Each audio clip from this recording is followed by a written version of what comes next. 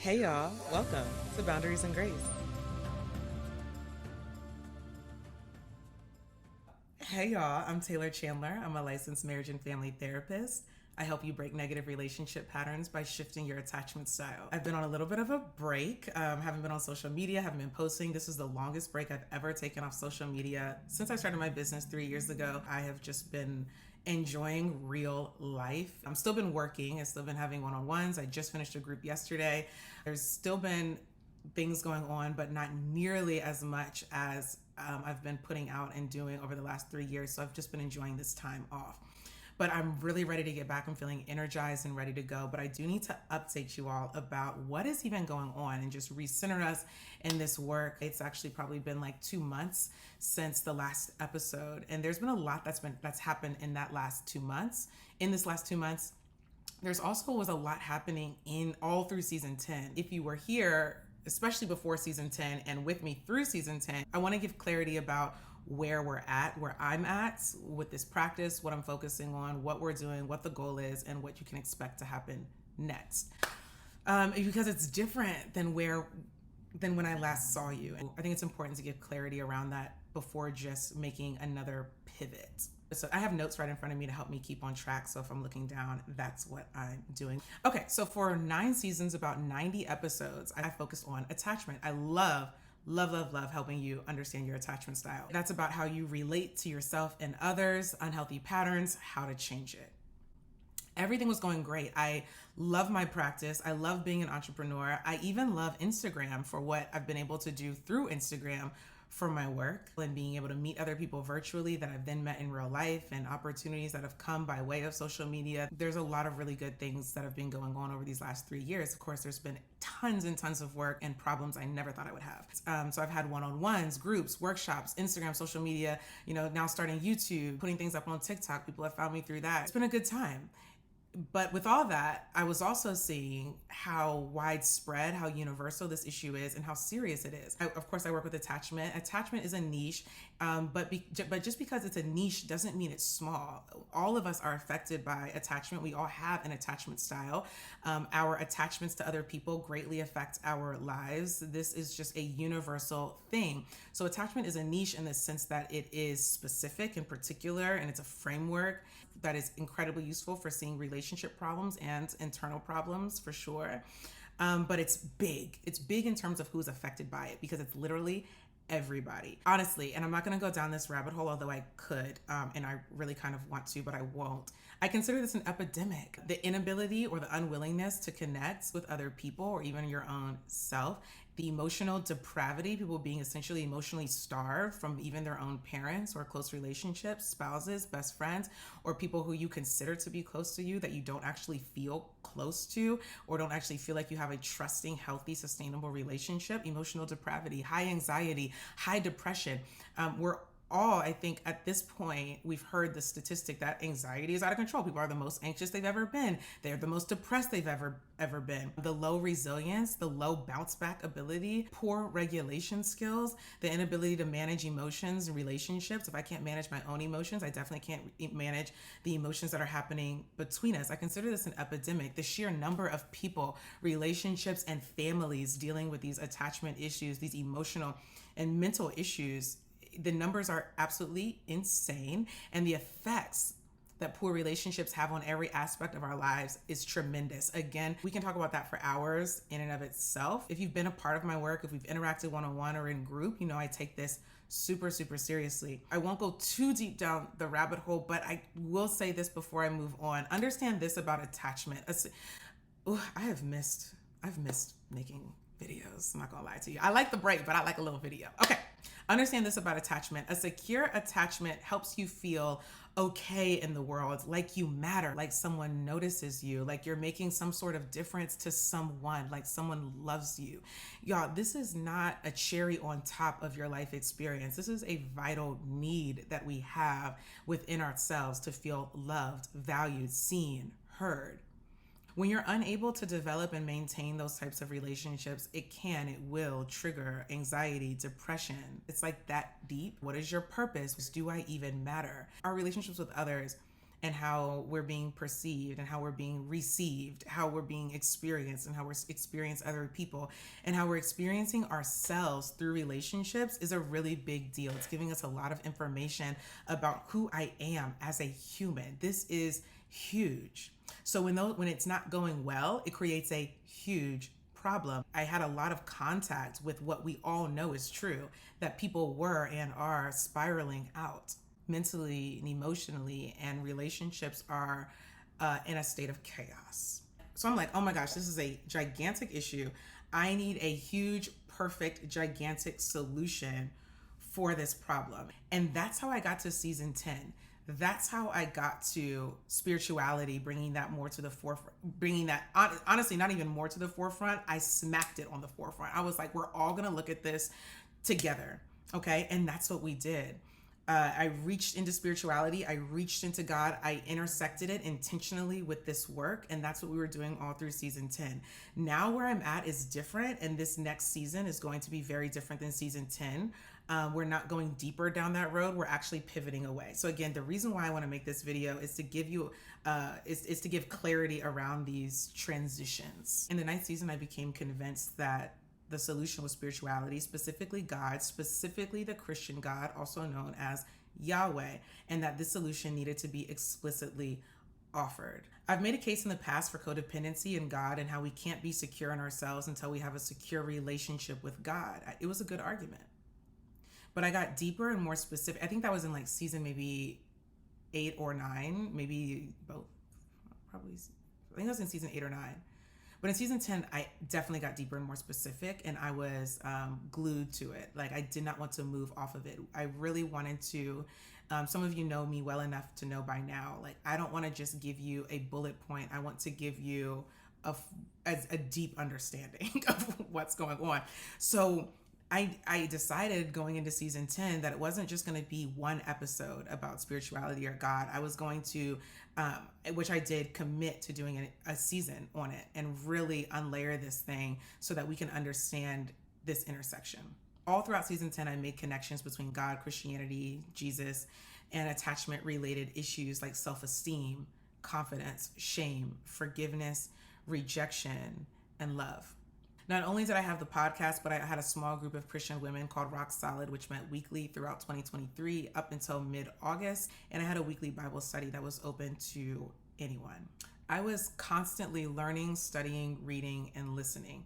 It seemed like at all times I was focused on this, and making sure that I know what I'm talking about, planning, delivering, teaching, editing, writing, talking to people, having conversations outside of sessions. Like, it was a consistent thing in my day-to-day life. It was absolutely something I had adopted as a commitment and also as a lifestyle, not just to identify as Christian, but to actually be Christian. I intentionally decided to do that in 2023 to go deeper in my walk. Now, I'm intense about getting good at something, and I take it seriously when someone trusts me to help. So I didn't want to use just like my experience with Christianity or what I thought Christianity was, or, you know, my own personal walk, but I really wanted to know Christianity. I wanted to be more than competent. I wanted to be excellent. If I'm going to teach something, I need to really know it. This was requiring a new level of Christianship, discipleship, this than I ever needed before when I was just a social cultural Christian. By social cultural Christian, basically I'm referring to a lukewarm Christian, which is most people in America who identify as Christian, not really crucifying the flesh, not really evangelizing to the lost, not really sacrificing, not really living like Jesus, but enjoying the things that God may provide for your life, enjoying the social aspect, enjoying the social approval of having a higher God that you use as your moral compass. Anyway, that's a lot of people. I'll just speak to America. It's a lot of people in America that might that are lukewarm. I was a social cultural Christian like most people. So I wanted to heat up. I wanted to really know it. I made good arguments from a Christian perspective throughout season 10 and what I was learning and what I was being taught and what in the trainings that I was going through, classes I was taking. And then, you know, I'm a smart person. And so I'm like, okay, I'm using my natural skill, and now I'm bringing the supernatural into it, and I'm like, I'm good to go. I'm like, this is looking, sounding good. I made good arguments, and from a Christian perspective, especially, I think I did a great job throughout season 10. In other words, if a theologian or a pastor or a Jesus follower heard my episodes or was in my group, which they did and were, they would not find mistakes in the way that I was explaining the spiritual world, the way that I was explaining doctrine, theology. There weren't all these like there. I was really on point. I can explain to you salvation, redemption, the resurrection, atonement, sanctification, justification, the layout of the Bible, who is Paul, and different doctrines. And I could talk about these things and help you to understand them, and how you, as a person in the world who is also Christian, how we should relate to these things and what it means for our day to day lives. I wasn't just talking to people who were just curious about the faith. I was mainly talking to people where this was a part of their life, or they were even they even have positions of authority in the church. In other words, I wasn't just talking to newbies. Many Christians found the content I was putting out helpful and enlightening, as evidenced by the regular participation, DMs, and of course the verbal live feedback. At first, I found it super satisfying to do this work, but as I listened to myself again and again, as I edited hour and 2 hour videos, chopped them up for clips, edited captions, I was repeatedly confronted with my own beliefs. So you listen to an episode, you listen to one hour episode, but I'm my editor. I've had a VA, I've had a virtual assistant in the past, but I'm my editor right now. I'm editing, I'm chopping. So you might listen to an episode one time. By the time I'm done with it and have chopped up the reels and everything from one hour episode, I might have listened to that whole thing like 8 times because of all of the going back and replaying and editing and chopping and making sure that there's a concise 60 or 90 second. Now I'm more inclined to 60-second clips than 90. Making sure that I can chop something down to 60 seconds. So I'm listening to myself repeatedly again and again and again. So this season 10 in particular was especially interesting in that regard, because I'm talking about something that I thought was such a core belief for me. There was one episode in particular called The Truth versus My Truth, which is still making some rounds. People kind of like that episode. There's one episode in particular called The Truth versus My Truth, where I was putting my Christian faith, right and wrong, true and false. I was holding all of this up together. One group believes in the truth. The other group believes in my truth. And before you get into arguments with these people, y'all, definitely before you get into a relationship, you need to orient yourself to this framework. Do they believe in objective or subjective truth? Because whichever camp they fall into is going to tell you how they solve problems and come to solutions. If you don't understand where they're coming from, you're going to have a headache dealing with a subjective, my truth person, because you're going to be trying to show them reality as it is, and they are trying to convince you that reality is what they think that it is, what they decided it is. You're showing them the world, and they want you to see their world. So if you don't orient yourself appropriately to this macro framework, like what is the truth, then you're going to be confused as to why you can't get on the same page. Why don't we have any traction? Why don't we understand each other? The world is divided into 2 categories. Essentially making an argument. There was 2 big arguments that I was making. One, how you know what the truth is. Like, is there an objective truth, or what is subjective truth? Does subjective truth even exist? It's a fascinating conversation, especially relevant to the kinds of a lot of the stuff that's on social media right now about like who should do what and what's right, what's wrong in regards to romantic relationships, in particular, gender roles, that kind of thing. Or even how you view conflicts. What does it mean to validate someone's feelings? Does that mean that you're also in agreement with them? Or can you validate someone's feelings and also not call it the truth? Does it matter? I mean, so there's a lot of implications to the concepts that I brought up in that episode. I thought it was I enjoyed doing that episode. I remember saying at the beginning of that episode, I feel like I'm doing this for me. And now it's so interesting when I look back at it. Anyway, I won't go down this rabbit hole, but I remember saying at the beginning of this episode, I feel like I'm doing this for me because I've wanted for so long to have this conversation. I just haven't, because we've been doing other things. And I said we're doing other things as if the attachment stuff was this like secondary issue, but that there was this very fundamental primary thing that I really wanted to get at and just hadn't had the time. But I'd given myself, we had gotten the time. So that episode for me was very important. I just didn't know why.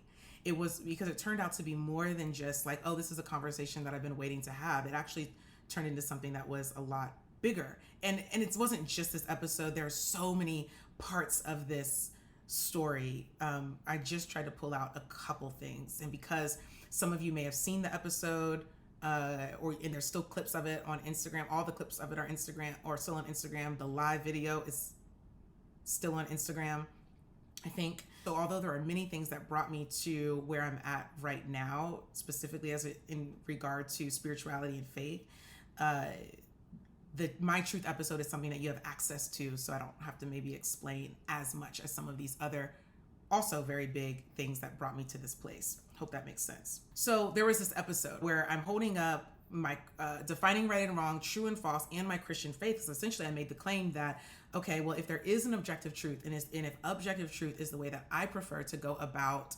defining reality, then how do we know what the objective truth is? And my ultimate claim, it was like in the last 5 minutes of the episode, we go through this whole thing about the truth, and I'm like, so what is the objective truth?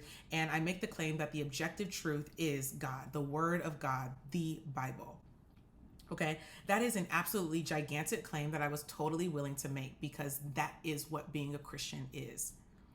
That is what being a Christian is. You know, like some people are more universalist, but they call themselves Christians, so they don't really feel comfortable saying that the Word of God is the ultimate truth. They're like, well, it might be this, might be that, it might be a helpful guide, but might not be the last bottom line.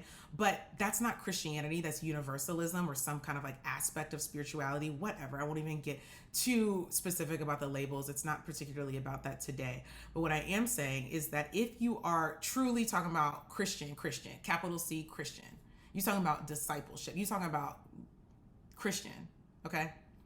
The Word of God is, you're supposed to see it as the infallible Word of God, that it is the capital T truth.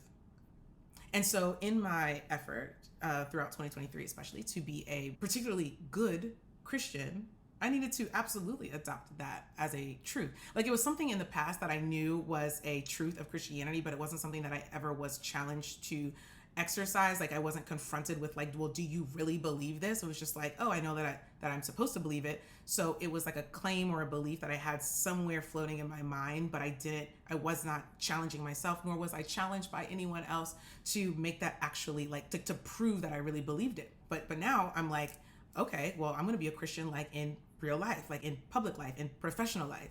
So if someone were to then ask me publicly, what is the truth? Well, as a good Christian and as an accurate Christian, okay, it's just accurate. Okay, even because I think the word good is a little bit even triggering, like what's good enough, right? So let's just say being an accurate Christian, like being a literal Christian. Someone says, what is the ultimate truth? What is the objective truth? What is the infallible truth? It's the Word of God according to Christianity. And so that's the claim that I made on that episode. That is the reference point, that everything that we do should bounce off of that. Like, refer to the Word of God, and that is the truth. Putting all these things up together. What is the truth? How do you know? I had to really look at what I believed. And where my expectation, my intention on the front end was, oh, this is all going to be one cohesive story, right? One cohesive line of reasoning that is going to come to a very obvious answer. That, of course, the Word of God is the ultimate truth. That was what I thought was going to happen. But what instead happened was it almost ended up like that Spider-Man meme where like the three Spider-Mans are all dressed as Spider-Man and they're all pointing to each other like, who did it? Where I thought it was going to be, oh, we're all in this together, right? Christianity, the truth, objectivity. It turns out it was not a cohesive line of reasoning. So it highlighted some incompatibilities and some really important questions. Basically, I had to really consider if what I thought was the bottom line truth, Yahweh, was really this ultimate truth above all truth. And then also had to believe that the Word of God is found in the Bible and that Bible is infallible. Like that all had to be true. If I was saying that the absolute bottom line is Christianity, if that is the objective truth, I had to really consider if that really was the ultimate truth above all truths. And if it was, I needed to be able to, I think this is the right thing to do. I needed to be able to very clearly articulate that. And I definitely needed to believe it. Not just as like a convenient truth, not just as a casual belief, but do I really believe it without any denial, without any cognitive dissonance? Do I really believe this? And if I do, how do I know it's true? Can I articulate that to you? Can I communicate that to you? Can I really make a solid case and argument where I don't have to leave anything out in order to prove my point that the bottom line truth is Yahweh, God, and Christianity.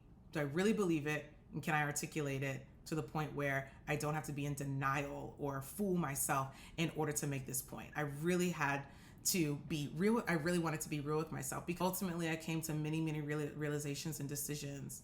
I feel currently very clear and very happy with where I've landed. There are hours and hours of conversations I could have about this, and I've been having those conversations in my real life, but I'll limit the social media sharing to this one important point. I'm focused on helping individuals break negative relationship patterns by shifting to a secure attachment style. I solve anxiety and avoidance problems with you so you can develop trust and intimacy with others. I'm not going to be incorporating Christianity as far as I can tell. Going forward, we were exploring in season 10. I'm not going to keep doing that in seasons to come. I'm focused on helping you shift your attachment style. I feel very clear and very happy with where I've landed. There's hours and hours of conversations that I've had in my real life about this, both personally and professionally. But because I know that this is not relevant to everybody, not everybody cares, and it's not going to impact everybody in the same way, I'm aware of that. And also the importance of saying something. To break down all the reasons why would take the rest of the year at least. I've really been thinking about this. I've been considering a lot.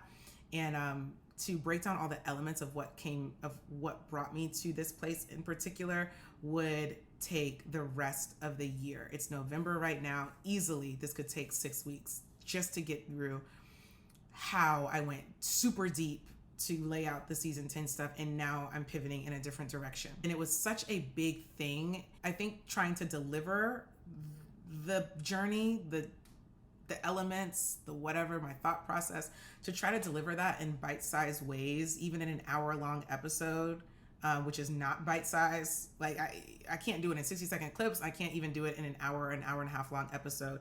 And trying to make it that would be disingenuous and I think even confusing.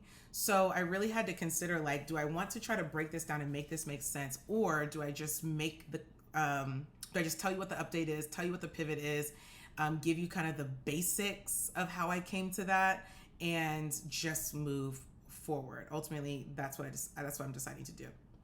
I've already had long conversations with individuals and in my groups where it's been relevant. And although I know that there are a lot more people who have consumed the season 9 episodes, Ahab and Jezebel was a big one, The Truth versus My Truth, those were the biggest ones from the season. I know there were a lot of people that consumed those episodes that I haven't talked to, but I've decided I'm not going to try to keep the conversation going by answering questions that have not been directly asked. I also don't, and maybe you have questions after you see this, and maybe you don't. This video might be enough. I just don't want to, on my own, perpetuate this for an unnecessary amount of time. I was close to sharing this as I was getting clarity and direction myself, but I ultimately didn't want to process my stuff out through the podcast as I was going through this very particular part of my journey.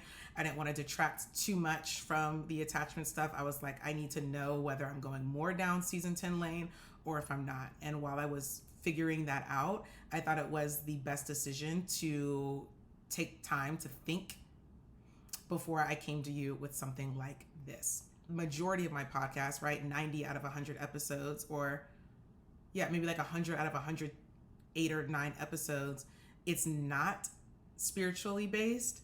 So I don't think it's necessary for this particular podcast, and for me in my particular position as a therapist and coach, for me to share all the details of this publicly or on video. And I hope that makes sense. It's, let's say I was an actual Christian authority. Out of 108 episodes of my podcast was literally about Christianity and God. I would think that would be much more important for me to give the detail of the why and the how, and which I can do. I definitely have this stuff written and recorded for, my own clarity. And as I was working through things, I was doing a lot of writing, a ton of writing, more writing than I've done, I think, ever in my entire life. Really making sure I was processing and understanding myself and being able to articulate where I was at as things were happening. So if the majority of my podcast was about spirituality and or religion, I would think it was necessary to share that, but it's not that. So I'm going to dial back on those details. And instead, again, I just want to give you kind of the where are we going, and a couple of the basics, because although that this was a small portion of this ultimate trajectory that we're on, it still happened, and I don't want to act like it didn't happen. Okay, I think it's important to give some clarity and also not to overthink and even overshare some of the details, some of the details of the whole process. Right now, I just want to get back to deep attachment work the way that I've always loved to do it. As it stands now, I'm super excited. I'm clear. I'm happy, healthy. I'm excited to do the work that's going to happen throughout this year, because we still have time in 2023 and into next year. This moment in my life has been extraordinary. I am a much better person for going through this part of the process, and even thinking about how to deliver this to you and what was important to share and what wasn't, and how to move forward from this. These last 2-3 months, just on a personal level, the transitions, the confrontations that I've needed to have internally, and also the conversations that I've had externally, have made me absolutely a better person. I feel more of myself than I can ever imagine, that I can remember ever feeling ever. So this has been an incredible time, a growing time. And part of that is because it was so hard. This was also this in particular, this whole Christian thing, bringing this in a very personal thing into the professional, and then to have this in this way public, feelings of letting people down or confusing someone or losing people for going the Christian route, losing people for deciding not to go down that route anymore, and just seeing how all of these things are happening without going too far down rabbit holes has been super incredible, to keep it short. It's also been hard and in some ways painful. So yeah, thank you for listening. I'm excited to get more content out. A lot of this stuff now is going to be pre-recorded much more often than live, so I can shorten the videos and get out more. I'm excited about that. I think y'all gonna be excited about that too. I'm looking for under 30 minutes, and being able to pre-record it's gonna help me to do that. When I'm doing them live, I just get so excited that sometimes it gets really long. I realized I was avoiding learning some of this iMovie video editing stuff. I had been avoiding YouTube for a long time already. Then I started doing YouTube, doing season 10. Speaking of season 10, I deleted everything, y'all. The content, I believe, is solid, and have gotten great feedback from people about it, from people who identify as Christian and non-Christians. I enjoyed the season. I loved having those conversations with you outside of video, right? Like having groups and one-on-one conversations with you and DMs and all of these things. But what I ultimately decided was that having the content up was going to be more confusing than taking it down. So it's not that it wasn't valuable. It's not that it wasn't real, especially from a Christian perspective, helpful from that framework. Cool. But with where we're going next, that moment in time is not cohesive with the rest of the work. And so I decided to delete it to avoid confusion. Clarity is very important to me, and I need to just be conscious of the fact that there are going to be many more people who come into contact with this work along the way, and I don't want to detract people from the focus and the core. I hate to call it a detour, because I take it more seriously than that. Someone put it it's like a breakup. It's like, I don't want to treat this like this never happened, or like this wasn't important to me. It really, really was. It absolutely was. It's incredibly deep. Very, very deep. And though we're moving in a different direction. So I don't want